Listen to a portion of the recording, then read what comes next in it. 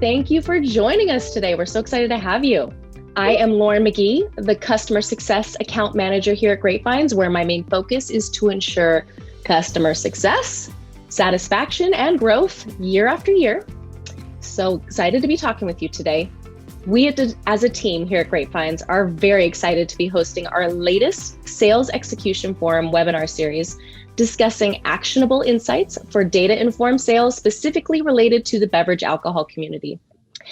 Now, before we get started and introduce our guest today, we have a few housekeeping items to share. Please note that all of your mics are muted, but we do encourage you to participate through the chat and QA features if you have any questions for our guests. Our plan is to save some time at the end for Q&A.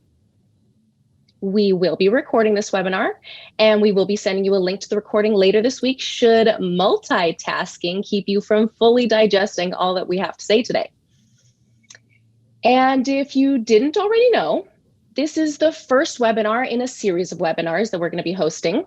Registration is now open for webinar 2 and 3, where we'll be continuing to gain insights from industry leaders in the coming weeks. Now, if you're joining us today for the first time and you're not familiar with who we are and what we do, Ondavi Solutions with the GreatVines platform is the industry leader in sales execution for beverage suppliers, distributors, and agencies. We provide data insights that drive superior decision-making and ROI across the beverage alcohol supply chain. And we help transform transactional data into actionable intelligence for more efficient and effective beverage sales and trade marketing. In today's discussion, we will be diving into how the use of data has changed during a full year of fast-paced pivots in the beverage industry. We'll explore the challenges each of our speakers has faced and the actionable data they use to stay on top of their sales execution. It goes without saying we have a strong partnership with both of our guest organizations today, and we look forward to working together to continue to sell more wine and spirits, which is now a valuable staple in any parent's home that had to homeschool this year, in which Matt, Alex, and I can relate because we all have kids at home. It's crazy. Okay, both of our speakers today hail from New York Metro, which, as you know, is one of the best and most competitive beverage alcohol markets in the world. Our first guest speaker, Matt Prabilski, is the Executive Director of Business Management at Empire Merchants, where he leads a team who manages supplier relationships. Empire Merchants, in their various formations throughout the years, have always been a distribution leader, not just in New York, but nationally as well. In order to stay a leader in these ever-changing times, they have had to rely heavily on data within sales execution technology to make proactive business decisions and lead their reps to set them up for success. Matt is an industry veteran who spent some of his early days with suppliers like Bacardi and Moet Hennessy in various roles, so he's actually been on both sides of the playing field. Matt, say hello to our growing number of attendees. Good afternoon, everybody. Thanks for joining. Awesome. Okay, our next guest speaker, another industry veteran, is Alex Michas, joining us from VINTUS, where he is the President and Chief Operating Officer. VINTUS has been named Importer of the Year by Wine and Spirits magazine for the 6th year in a row for their portfolio of exceptional family-owned estate-based wines, so they must be doing something right. You all know VINTUS for their portfolio of fine wines, but they are also unique in that they act as a supplier, importer, as well as a distributor. Alex and his team take our GreatVines reporting and analytics to the next level and push us to innovate our business intelligence capabilities. Alex, I think we speak for all of us when I say we're looking forward to hearing what your perspective on how you've used data this past year to stay an industry leader. Thanks for joining us today. Thanks, Lauren. Hi, everyone. Okay, well, let's not waste any time jumping right into our planned discussion. First question touches on bigger industry trends that saw volume moving from the almost shuttered on-premise to off-premise. So we want to know, what steps did both of you take to address that trend? And Alex, let's have you open up today's discussion. Great. Well, we had to ask ourselves basically two questions. Who was buying on the trade level, and what did consumers want? And then we ended up basically changing everything we do from one day to the next. It's like nothing I think any of us had experienced. So sales programming, allocations, pricing, budgets, content, the support we offered our distributor teams and accounts themselves. Everything we did went from trying to understand the big picture to really getting down to the details of what wine was moving and why. So it was, everyone remembers it. I was looking back at some notes from about a year ago, a company meeting that we had last May. And, we were tracking week to week what was happening. It was like nothing we've done before. It was wild. It was. It definitely was. What about for you, Matt? What did you see? Well, obviously, the very first thing we saw was the off-premise pantry loading. And as we saw that, we took a look at the different categories that were accelerating the fastest, particularly tequila and RTDs. And we really tried to make sure that we got ahead of inventory because we thought as these trends would accelerate, we'd run into inventory problems. Getting ahead on the inventory really helped us avoid and minimize any out of stocks we had. We were lucky in the fact that we had very minimal in comparison to a lot of the other wholesalers. We really got ahead of it. The next thing we looked at was really our allocation methods for a lot of our limited availability items, like the high-end bourbons and high-end wines. Historically speaking, we've kept a lot of those allocations for the on-premise.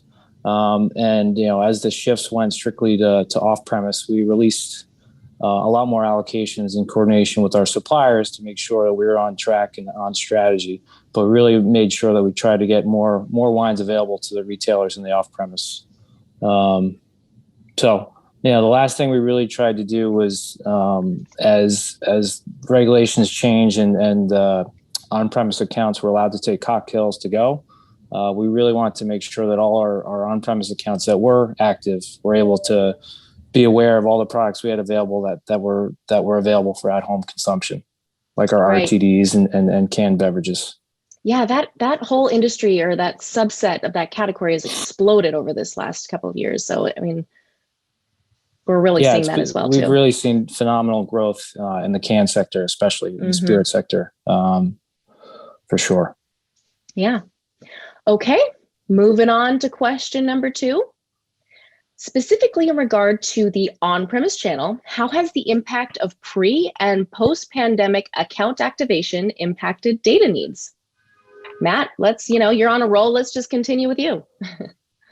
In terms of consumer activation, particularly in the on-premise, basically became nil and void. We could not do buybacks or promotions anymore, any private events, obviously, because of all the social distancing requirements and the like. But early on, we partnered with a vendor called Spot Menu, which basically would help on-premise accounts set up cocktail menus via QR code. So it was touchless activation for brand cocktails. Right now, we're starting to consider on-premise promotions, and we've just opened that up a little bit. But data really continues to be critical. For us, understanding who's open, who's not open, particularly in the on-premise, is important for us. What are the new buying patterns? Is tequila still running hot? Our wine list shrinking? Our wine list expanding? Our back bars, shrinking, expanding? Same things on cocktail lists. One thing we've been trying to do throughout is use the GreatVines survey tools to understand and get further insights, because the questions we always get is, when's the on-premise coming back? How quickly? Right. So and even from our managing our personnel, we have 100% commissioned sales reps, and we needed to make sure when we brought them back to work off of furlough, are their territories generating enough revenue that their new territories are sustainable? Our customers in counties and different areas ready for accounts to be called on by our sales team. In a lot of ways, honestly, in a lot of ways, we are starting all over again in the on-premise. So understanding what the viable universe is, how fast are we coming back in the on-premise, what the case volumes are going to be, how much money can be generated in the different channels of on-premise, what geographies are coming back quickly. Obviously the suburban areas like Westchester and Long Island have felt less of the burden as much as New York City has in the 5 boroughs. So, we keep on monitoring it, weekly, daily, monthly to understand how those territories are evolving. Awesome. I mean, we love hearing you gain value from the GreatVines survey tool, and the fact that you have 100% commission on your sales reps further, fortifies our methodology. But that if it didn't happen in GreatVines, it doesn't exist, and you're not getting paid on it. So we love it. All right, Alex, what do you got? Like Matt, I mean, some of our brands in the more branded categories, champagne, rosé, they depend on premise events, activations, to drive their brand awareness, to drive sales, and that just evaporated. What we did was we really looked at, okay, well, where is the on-premise starting to move? Where is it? Where are we still seeing a little bit of light? That was the national outlook, and we were able to see fairly early on, and it was also reported. Country clubs were working. People would go to country clubs in some states that had looser restrictions in person, or still there were virtual dinners organized by other clubs, and it was, people couldn't go out to restaurants. People who belong to these clubs, they have this, an affinity, and they turn to these clubs, and that was the most resilient part of the on-premise business, and that's where it's not like we invested in it. We just made sure we were targeting it. It was less about complex events. It was more about, well, what do we have to offer you that could be of interest to your membership group? What could be exciting for them in this moment that is, very trying and quite intense for all of us. And I think that virtual events were probably the one on-premise tool we were left with in the end. Mm-hmm. It was trying to work with bringing together our suppliers and accounts, and that was one of the silver linings for sure. Is we saw that gap narrow from suppliers that would visit a market once every 2 years and maybe see a few customers. Well, now they could reach just about anyone, and if we had the right account to bring them together with, to really take advantage of their wines, to take advantage of their online charisma, or charisma they learned, then it worked. I mean, the sales were pretty striking. So that's something that we think it's still happening day to day now. I think that it's not just our industry; it's many industries have turned to this area. But that was really our experience. Absolutely. It'll be interesting to see if virtual events still remain in the mix as we, approach the future and see how this year has affected the rest of how we operate from here on out. I mean, certainly in the trade, I think absolutely. I mean, again, that the inefficiency of going around the country, taking trips, 5-day trips, right. One city per day. That's a waste of time in the end. And we saw that. We were able to achieve really more coordinated product rollouts, better, everyone's on the same page. We all have the same message. That's been a very positive change. Yeah, absolutely. Okay.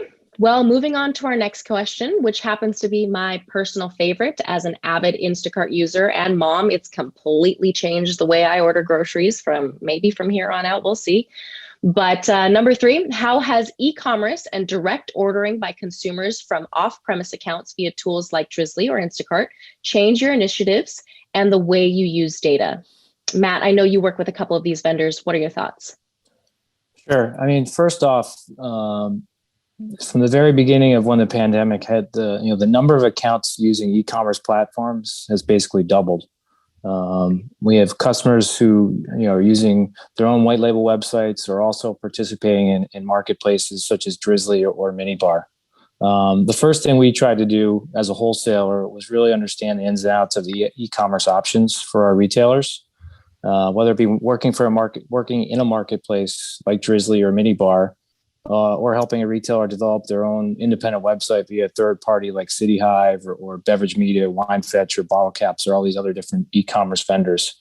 We tried to build relationships with all these vendors, so we could help educate, first our sales teams about the intricacies of e-commerce, and then also have them, basically our sales reps, then talk to our retailers about the different options of how to get involved in e-commerce. We really think it's a omni-channel approach, meaning, you need to be part of a marketplace like Drizzly or Minibar, and you also need to create your own independent website and try to build your own franchise. But being part of both is the way to go. As I said, the number of accounts that were on Drizzly and Minibar, and the number of customers that had their own e-commerce websites basically doubled. Right. And obviously, the amount of business going through there probably tripled, particularly in the beginning. So as we've collected all this information, we tried to, or learn about this, we've tried to collect everything via GreatVines, in terms of, what customers are partnered with City Hive, what partners are what retailers are partnered with Beverage Media, who's on Drizzly, who's on Minibar, and then load that into our own business intelligence tools. In order to target them. If one of our suppliers has a marketing campaign with Drizzly coming up, the first thing we do is look to see, how many of the retailers are carrying that brand, right? And we take that data and say, okay, let's make sure we get placements and distribution in the balance of the Drizzly world to make sure that we can optimize their marketing platform and their marketing dollars. Smart. Work smarter, not harder, right? Right. And luckily, since it's all integrated into our business intelligence tools, we can focus on the best performing retailers in e-commerce, and then make sure that our distribution is in there, because not all distribution is created equally. So we make sure that we get to our top accounts first. All right, Alex, I know you were seeing something different in this, category. What do you got to share? A little bit from a, I would say, Matt can correct me if I'm wrong, but spirits are really kind of the driving force behind some of these e-commerce services. We're running tests with a few of them this year, but from kind of the conversations we've had, it's strong branded products, whether they're spirits or in some cases wines, that have really benefited from some of these services, these delivery services. In some ways, no different than general buying patterns, but just a little bit amplified. Someone goes onto a website and they're not surrounded by 800 bottles of wine, right? They see what's on the homepage, or they go in and they know, I want to buy a bottle of tequila. So it's a more limited, it's a more limited quote unquote virtual shelf. We just, for us, it was really about understanding again who was buying and selling, and that was an intense, not only, let's say, collection from our sales team, but just looking every day at who's ordering, who's reordering, who's open, and trying to understand where the shifts were happening, whether they were geographical, or whether they were because retailers were they were better at e-commerce and they started to benefit quickly. So it was, I'd say, a little bit different from the strictly fine wine side, which is the majority of our business. But obviously, there's only one direction that trend is going. Right. Yeah, I know. Personally, my impulse buys are way down, and I'm going with tried and true brands that I'm familiar with because I have someone else shopping on my behalf. So I'm, eliminating any extra risk by going, in something, a different brand or category that I don't normally purchase. Yeah, I would say e-commerce, we saw mostly national brands, particularly in the beginning of the pandemic, but that's changing over time. And the other thing that we tried to focus on, particularly with some of our local e-commerce providers, is getting the content right, because making sure the bottle images are current, making sure the brand descriptions are current, and trying to broker those conversations between the suppliers and these website vendors to help syndicate the data, so that as bottle shots get updated, that they get corrected downstream. Because obviously, there's not the virtual site. There is no one walking you and hand selling you the bottle. So how you're described and what the image is of the package makes all the difference. So that's something we continue. That's an ongoing process for us. Absolutely. Okay, and our last topic today, then we will follow up with a few questions. So be sure to use our chat and Q&A feature, type in your questions. But our last topic that we have planned today, has 2020 changed the way you use data forever, or are you seeing a return to more typical use in 2021? Yes, absolutely. And I think, we were data heavy to begin with. That's accelerated, but it's really changed the nature of our relationships with our suppliers. Such intense macro factors, macro external factors, they started to realize that, it's about what the market wants. It's not enough, especially in the fine wine world, we get caught up and focused on production, why I do X in the vineyard that makes my wine better than Y.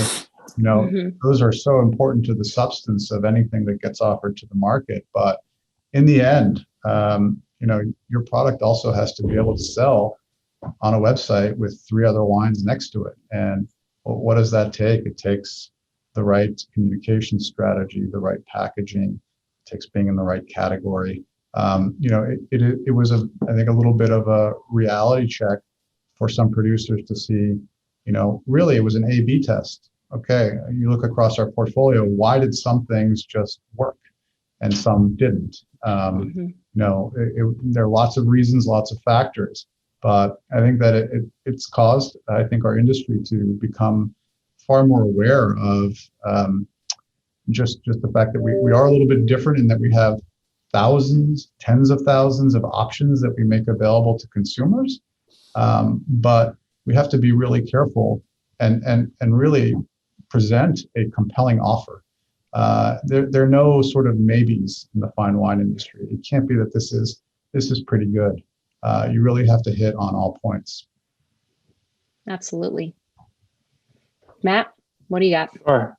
I mean, we are still using our old methods of account sold and distribution, volume, et cetera.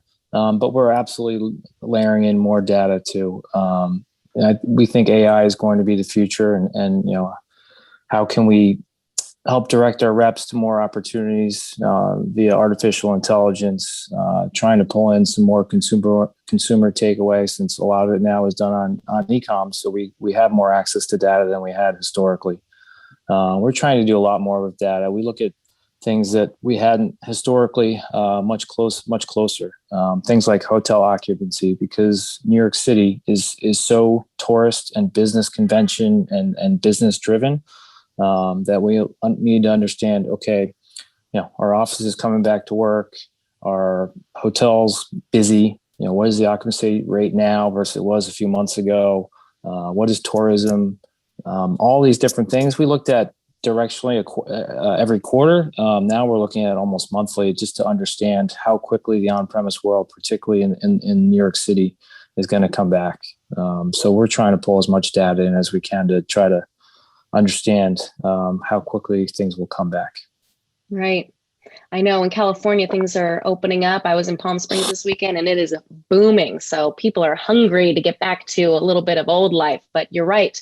We'll layer in some of our tried and true processes and still keep Zoom around. Right. I don't think that's going anywhere. No. Okay, so looks like we've received some great questions from our audience today. So we want to thank you for participating. We're going to take some time now to answer a few questions. And if we don't get to your particular question today, we will be sure to follow up with you directly. Okay, taking a look at the questions, Matt, the first one looks to be geared towards you. How are you tracking accounts that are open versus closed? So we talked about data, but it's stressing the fact that we need relevant, up to the date data. And so it sounds like they want to know how you're able to get, how you're able to track it and what you're using. Well, we're lucky in the fact now that we have all of our sales reps back on and working. So it's a lot of just business intelligence from the sales reps. They're talking to the owners and the buyers to see if they're back to work.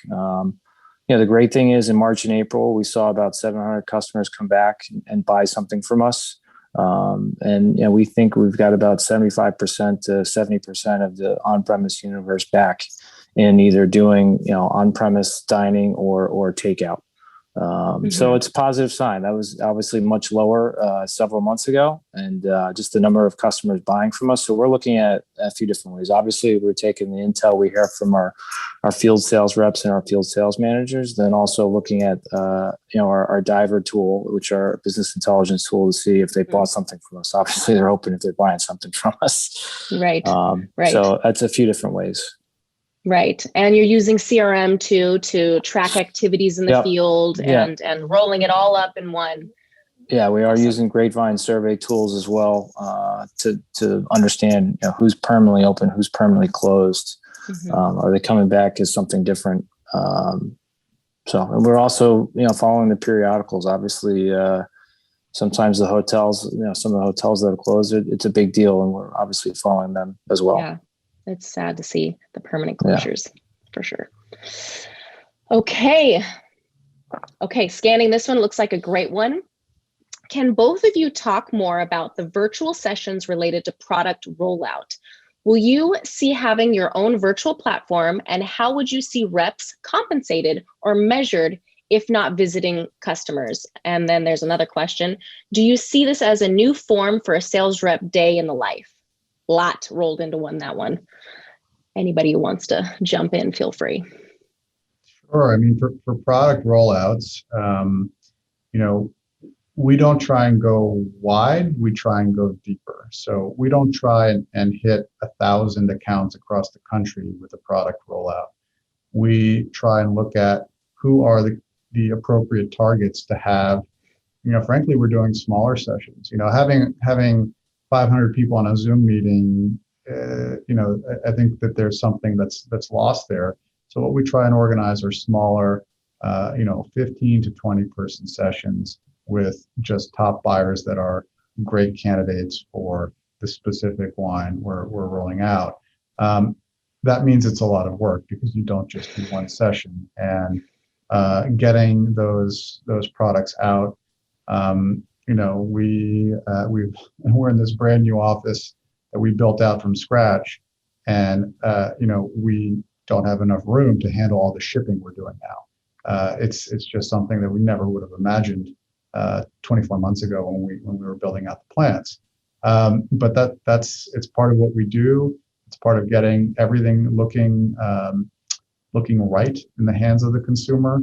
I mean, and it has to again be compelling. We can't just roll something out if there isn't going to be interest from someone on the other end to say, I'm going to dedicate another 45 minutes of my day on Zoom to this, right? So it has to be great producers. It has to be an interesting session that you're putting out. So it's I think on a day-to-day piece in terms of reps calling on accounts, that's another level that we haven't really gone into, because I think what we found early on was sort of the broad work we tried to do, whether it was on Instagram, educational interviews, all that was not as effective as very targeted sales specific work. Yeah. So what I'm hearing is the tried and true 20-80 rule, 20% of the accounts that do the 80% of the volume, is still relevant today in this market. Oh, it was more relevant than ever. Our product mix, we were tracking this weekly, what percent of our SKUs were making up our total sales. And it went up, really March, April, May, June, as things were really locked down. It had never been higher. And then it started to eventually come down towards the end of the year. But it was fewer products and fewer accounts making up, in the end, more sales. So that was absolutely the objective. Matt, do you have anything to add to this question? Yeah, obviously over the last year, we haven't seen too many product innovations, but what we've done over the last year is we'll launch things to the sales force via Zoom or Teams and try to get samples out to the reps ahead of time. We've had our sales reps, for the most part, that have been working calling on accounts the entire time. So we still think that getting new liquid to lips and to the trade is always going to be important. But the old days of having a big trade event with, a couple hundred retailers there. That's, unfortunately, I think we're a long ways away from there. So I think right. The smart brands and suppliers are going to have to create, experiential type videos to really get the attention, because there's gonna be a lot of brands out there coming out with new things, and we're gonna have to find ways to garner their attention, whether it be celebrities on the Zoom or on the Teams call, or innovative or fun things like Kahoot. I think we're gonna really have to be more creative to get the trade's attention and energy behind the brands. Yeah, absolutely. You guys both talked about having new and relevant content ready and pushing that out. So very important. Okay, one last question here, and in a similar follow-up. In what new ways are reps on the street calling on accounts leveraging data in new ways? I know, Alex, you said that you're not really calling on accounts yet. We are. So our reps in various parts, our sales managers in various parts of the country are, and then in New York, they are in person. They're just being more strategic. Some of it is selective in that there are still accounts that are nervous about seeing people, or just they're so understaffed they don't have time. But for sure, it's gone from, let's say, the old school, okay, here's your quota on this item for this month.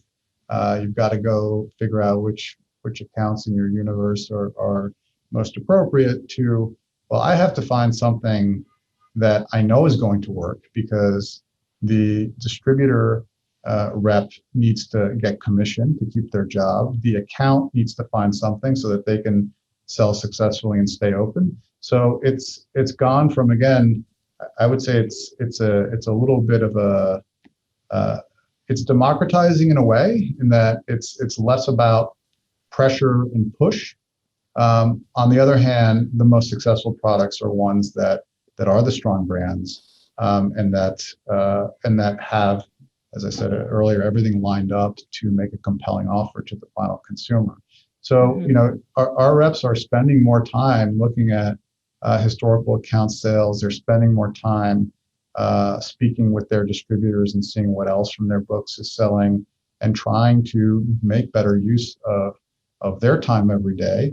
And no one has time for something that doesn't work, right? Or, like I said earlier, a maybe, or this is good enough. So it's important for us, for every customer down the chain, that we are out there giving them something that can work for them. Absolutely. And we've seen the importance of having all activities in one place too, so your reps can pull up, especially with your heavy use of business intelligence analytics on the GreatVines platform, pulling up historicals on the account, having those personal touches with the contacts, understanding their names, what brands they've preferred in the past, to see if their buying patterns have changed, and all of that historical data logged into a central system that everyone has real-time access to. I know, Matt, you use that pretty heavily. Anything you want to add? Yeah, sure. Over the last several years, with the help of GreatVines, we've really stepped up our game in terms of qualitative execution, meaning, does the account have a display of X brand? Is the shelf set to the standard for this brand portfolio? And over time, we've seen progress, and which has turned into increased sales. And we try to reiterate to our salespeople, as consumers are going into the stores less now because of the pandemic, there's less touch points. So we need to make sure that our execution at the point of purchase is even better than it's been historically, because consumers are in the store less. So you got to make sure that you're perfect all the time, or chasing excellence all the time. So we continue to track that and always make sure that we're trying to build upon our execution from the month before, and keep doing that over time. If we keep getting better each month, we'll make progress on all our brands and all our suppliers. Right. So really, it's not really leveraging the data in new ways, but we've seen this push towards tracking field sales activities in a platform. And we're just kind of seeing more of an adoption of that in this day and age as everything moves to a digital platform, instead of rather the notebook or just relying on relationship as historical practices have gone. We thank you for joining us today, and we hope that you found the information valuable and entertaining. We'd like to give a special thank you to Matt and Alex for taking the time to share their experiences with us. In typical times, we'd probably be doing this in person. We'd be giving you a round of applause right now, so you just have to use your imagination on that one. And as a reminder, if you felt this was a good use of your time, we encourage you to register for webinar 2 and 3 in this series coming up in just a couple of weeks. Topics include using the right data to ensure your business can withstand the worst case scenario. So that's in 2 weeks. And then looking towards the future, focusing on the data insights you should be using to drive sales. And we'll have some guest speakers on both of those webinars. And that's a wrap from all of us here at GreatVines today. Hope you enjoy the rest of your day. Cheers, everyone. Until next time.